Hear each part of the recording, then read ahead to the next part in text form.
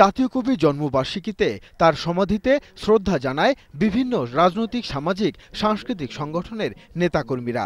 শ্রদ্ধা নিবেদন করেন বিভিন্ন শ্রেণী পেশার মানুষও। তারা জানালেন অসাম্প্রদায়িক চেতনার বাংলাদেশ নির্মাণের প্রত্যয়।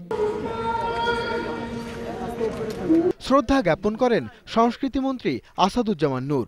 এ সময় আওয়ামী লীগের সাধারণ সম্পাদক ওবায়দুল কাদের জঙ্গিবাদের বিষ বৃক্ষের শেকড় উপড়ে ফেলার আহ্বান জানান।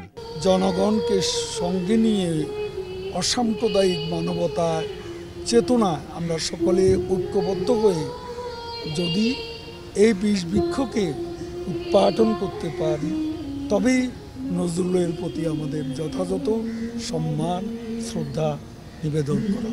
বিএনপির পক্ষে শ্রদ্ধা জানান দলের সিনিয়র যুগ্ম মহাসচিব রুহুল কবির রিজভী।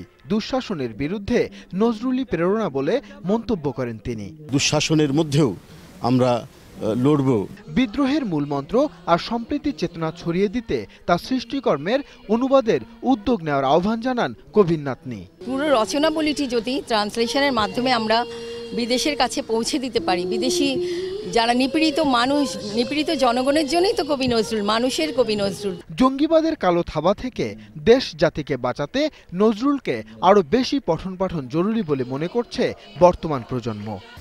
সাম্যের কবি, মানবতার কবি, বিদ্রোহী কবি কাজী নজরুল শায়িত আছেন এই সমাধিস্থলে। তার মহান বিদ্রোহীর মূলমন্ত্রে অসাম্প্রদায়িক চেতনায় এগিয়ে যাবে আগামীর বাংলাদেশ, এমনটাই মনে করছেন শ্রদ্ধা নিবেদন করতে আসা নানা শ্রেণী পেশার মানুষ। বিদ্রোহী কবি কাজী নজরুলের সমাধিস্থল থেকে আদিত্য মামুন, ২১ টেলিভিশন, ঢাকা।